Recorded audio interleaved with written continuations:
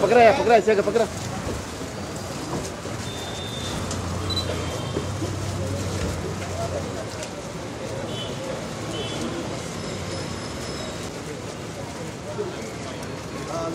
Sir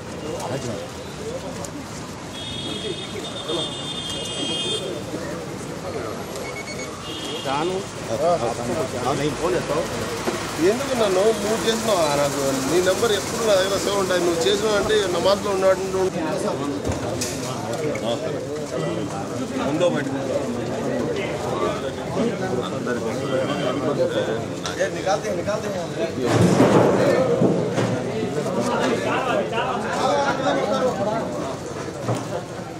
ना कुछ नहीं चल रहा आपको कुछ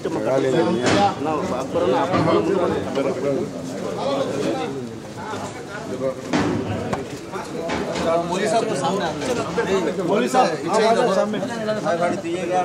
मौलवी साहब को खड़ा जाए मौलवी साहब को सामने ले लो जरा पीछे हटे तो जरा पीछे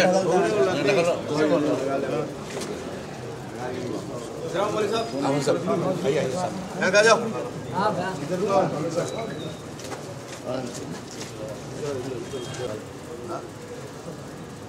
वहां पड़ता हां सामने आओ पड़ता शमशीर चॉकलेट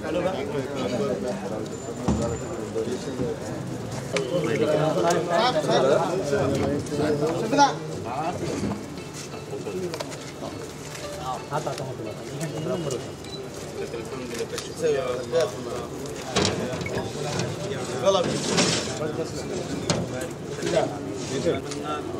ربنا ظلمنا أنفسنا وإن لم تغفر لنا وترحمنا لنكونن من الخاسرين ربنا تقبل منا إنك أنت السميع العليم وتب علينا إنك أنت التواب الرحيم اللهم إنا نسألك علما نافعا وسوء القضاء وشماتة الأعداء اللهم إني أعوذ بك من علم لا ينفع ومن قلب لا يخشع ومن دعاء لا يسمع ومن دعوة لا يستجاب لها يا أرحم الراحمين اللهم انصر المسلمين اللهم انصر المسلمين اللهم احفظنا المسلمين اللهم احفظنا المسلمين اے اللہ مرنا ہم کو معاف فرما اے اللہ نبی تیری عبادت ہے اے اللہ تیرے خاص نیک بندوں کا منا بلاؤں کو مصیبتوں کو دور فرما اے اللہ جائز ارادوں کو پورا فرما کی تکلیفوں متعدیمہ ان اللہ وملائکتہ یصلون علی النبی یا ایھا الذین آمنوا صلوا علیہ وسلموا تسلیما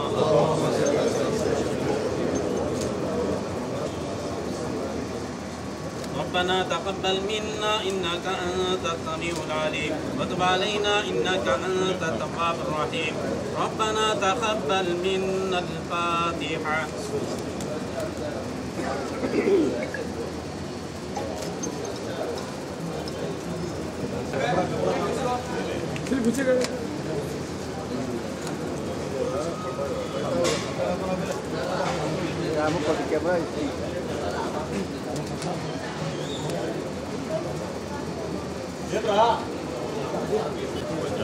नवाब इन्हीं सर दिखो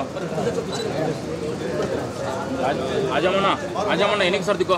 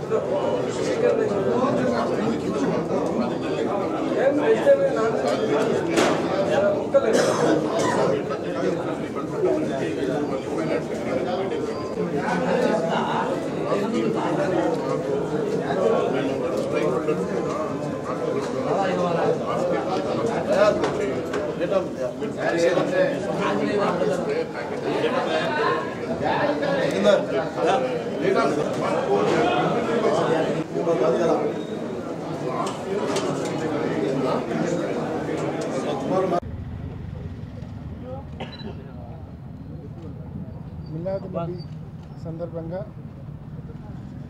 సోదరులు ఆజం గారు ఏర్పాటు చేసినటువంటి బర్మీ కార్యక్రమానికి, అన్నదాన కార్యక్రమానికి ఇవాళ మరి కడప నగరంలో మాజీ డిప్యూటీ సీఎం అంజద్ బాషా గారు, నగరంలోని కార్పొరేటర్స్ అందరం కూడా ఈ అన్నదాన కార్యక్రమంలో పాల్గొనడం జరిగింది. ఇటువంటి మంచి కార్యక్రమాలు చేస్తున్నందుకు మనస్ఫూర్తిగా ఆజం భాయ్ని అభినందిస్తూ ఉన్నా. గత సంవత్సరం కూడా ఇదే కార్యక్రమానికి ఆహ్వానించారు. మళ్ళీ ఈ సంవత్సరం కూడా కంటిన్యూ చేస్తూ ఉన్నారు. మనస్ఫూర్తిగా అభినందిస్తూ ఉన్నా. అదేవిధంగా ఇవాళ ఒకసారి రాష్ట్రంలో జరుగుతూ ఉన్న పరిణామాలు చూస్తే ఎక్కడ ఏ నియోజకవర్గానికి పోయినా మనకు కనిపిస్తూ ఉన్న ప్రధానమైన సమస్యలు, గతంలో రాజశేఖర రెడ్డి గారు చేసినటువంటి మంచి పనులు, ఆ తర్వాత జగన్మోహన్ రెడ్డి గారు తీసుకొచ్చినటువంటి గొప్ప సంస్కరణలు, ఇవన్నీ కూడా చంద్రబాబు నాయుడు గారి హయాంలో పూర్తిగా నిర్వీర్యం చేస్తూ ఉన్న పరిస్థితి వచ్చింది. ముఖ్యంగా ఒక్కసారి మనం గతం చూస్తే ఆరోగ్యశ్రీ ఏదైతే రాజశేఖర రెడ్డి గారు ఆరోగ్యశ్రీ అనే పథకం తీసుకొచ్చారో, ఇవాళ ఆరోగ్యశ్రీ పరిస్థితి ఏంటంటే హాస్పిటళ్లకు బిల్లులు ఇవ్వడంలా దాదాపు 3,500 కోట్ల రూపాయల బకాయిలు ఉన్నాయి. గతంలో జగన్మోహన్ రెడ్డి గారు ముఖ్యమంత్రిగా ఉన్నప్పుడు ప్రతి నెలకో 2 నెలలకో బిల్లులు చెల్లించేవాడు. ఈ ప్రభుత్వం వచ్చిన తర్వాత 15 మాసాలుగా ₹1 బిల్లు చెల్లించాల. బిల్స్ అన్నీ అక్యుములేట్ అయిపోయినాయి. 3,500 కోట్లు నెట్వర్క్ హాస్పిటల్స్కి ఇవ్వాల్సినవి. కాబట్టి పూర్తిగా హాస్పిటళ్ళు కూడా జీతాలు చెల్లించలేని పరిస్థితుల్లో వైద్య సేవలు అందించకుండా ఇంకా పూర్తిగా వాళ్ళు సమ్మెకు దిగే పరిస్థితికి వచ్చారు. అంటే పూర్తిగా ఆ పథకాన్ని నిర్వీర్యం చేసే పరిస్థితికి ప్రభుత్వం తీసుకొచ్చింది. మరోవైపు ఫీజు రీయింబర్స్మెంట్ పథకం, అది కూడా రాజశేఖర రెడ్డి గారు తీసుకొచ్చిన పథకం. దానివల్ల ఎంతోమంది పిల్లలు చదువుకొని ప్రయోజకులై గొప్ప వాళ్ళు అయినారు. అంటే ఒక కుటుంబం పేదరికం నుంచి బయటపడాలంటే అది విద్యతో మాత్రమే సాధ్యము, మెరుగైన విద్యతో మాత్రమే సాధ్యమని నమ్మి ఆ రోజు రాజశేఖర రెడ్డి గారు ఆ పథకాన్ని తీసుకొచ్చారు. జగన్మోహన్ రెడ్డి గారు ముఖ్యమంత్రిగా ఉండగా ఆ పథకం ఇంకా బాగా అమలైంది. విద్యా దీవెన అంటే ఫీజు రీయింబర్స్మెంట్తో పాటు వసతి దీవెన కూడా జగన్మోహన్ రెడ్డి గారు కల్పించారు.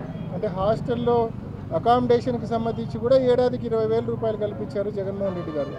మరి ఇవాళ ఈ ప్రభుత్వం వచ్చిన తర్వాత ఈ 15 మాసాల్లో ఫీజు రీయింబర్స్మెంట్కి సంబంధించిన బిల్లులు బకాయిలు కాలేజీలకు చెల్లించకుండా పాస్డ్ అవుట్ అయిన విద్యార్థులు ఎంత ఇబ్బంది పడతా ఉన్నారంటే వాళ్ళు పోయి సర్టిఫికేట్లు అడిగితే యాజమాన్యాలు మాకు ఫీజు రాలా ప్రభుత్వం నుంచి, మీరు డబ్బులు కడితే మాత్రమే మేము మీ సర్టిఫికేట్లు వెనక్కి ఇస్తామని చెప్పి కాలేజీ యాజమాన్యాలు చెప్తా ఉన్నాయి.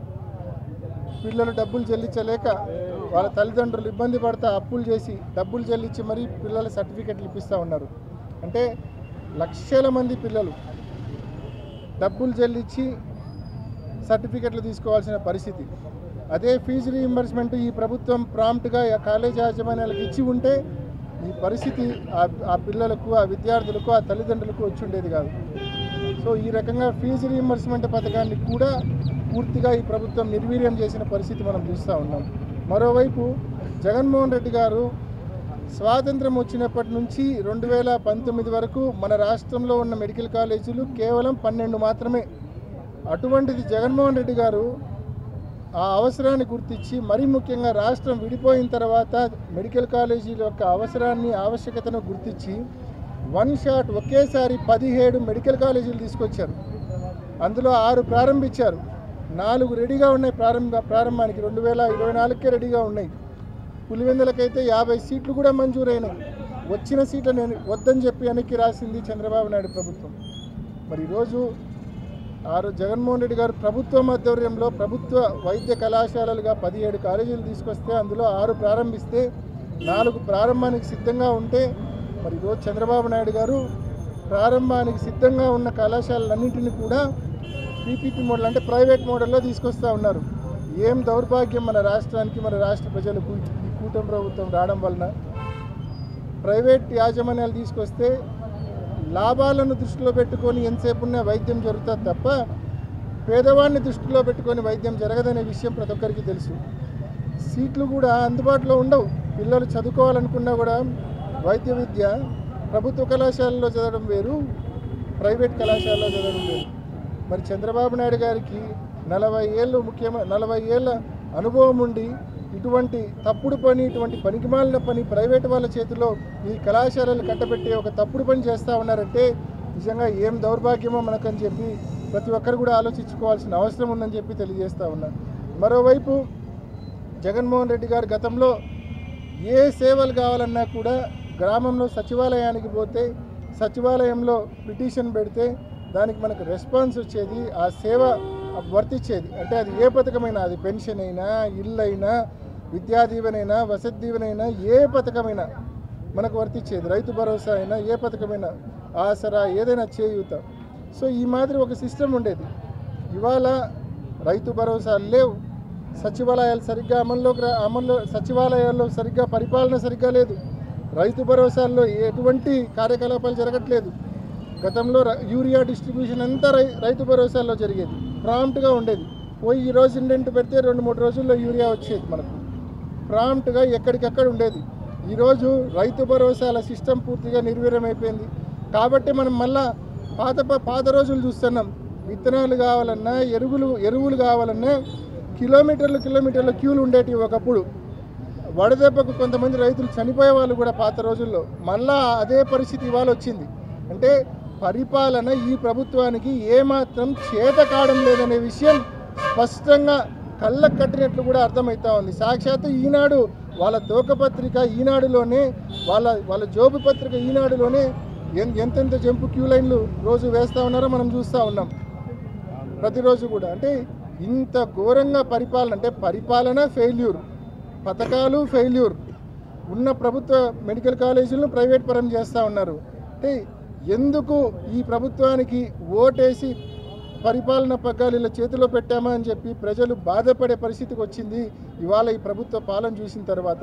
ఇప్పటికైనా ఈ ప్రభుత్వ పెద్దలను మనవి చేస్తూ ఉన్నాం, ఇప్పటికైనా మీ పద్ధతులు మార్చుకోండి, ఫీజు రీయింబర్స్మెంట్ బకాయిలు చెల్లించండి, ఆరోగ్యశ్రీ బకాయిలు చెల్లించండి, ప్రభుత్వ ఆధ్వర్యంలోని మెడికల్ కళాశాలను రన్ చేయండి, ప్రైవేటుకు ఇవ్వాలన్న మీ నిర్ణయాన్ని ఉపసంహరించుకోండి అని చెప్పి ఈ ప్రభుత్వాన్ని కోరుతూ, అదేవిధంగా రైతు భరోసాల్లో మళ్ళా పాత పద్ధతుల్లో విత్తనాలు కానీ ఎరువులు కానీ పంచే దిశగా మళ్ళీ పాత పద్ధతిలో వచ్చే విధంగా చర్యలు తీసుకోమని, ఈ ప్రభుత్వాన్ని పద్ధతులు మార్చుకోమని చెప్పి గట్టిగా హితవు పలుకుతా ఉన్నాం.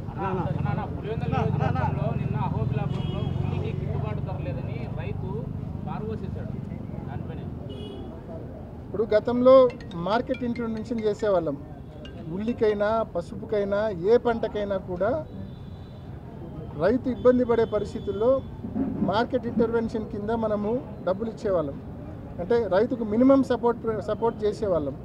ఇవాళ ఉన్న పరిస్థితుల్లో మనం చూస్తే గతంలో జగన్మోహన్ రెడ్డి గారు ముఖ్యమంత్రిగా ఉన్నప్పుడు 4,000 రూపాయలు ఉల్లికి ఇచ్చినారు, 4,000 రూపాయలు మార్కెట్ ఎంఎస్పీ కింద ఇచ్చారు. ఏది రైతు ధరలు కొలాప్స్ అయినప్పుడు. ఇవాళ 1,200 రూపాయలకు, 600 రూపాయలకు, 1000 రూపాయలకు రైతులు ఉల్లి అమ్ముకుంటా ఉన్నారు ఇవాళ.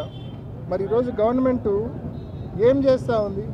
గవర్నమెంట్ కూడా జగన్మోహన్ రెడ్డి గారు గతంలో చేసిన విధంగా ముందుకొచ్చి మినిమం సపోర్ట్ ప్రైస్ కింద 4,000 రూపాయలకు కొనుగోలు చేయాలనా లేదా? రైతులు మీ మీద ఎంత ఆశ పెట్టుకున్నారు? రైతు భరోసా ఇవ్వడంలా, ఇన్పుట్ సబ్సిడీలు ఇవ్వడంలా, బీమా ఇవ్వడంలా, ఏం చేస్తున్నారు మీరు?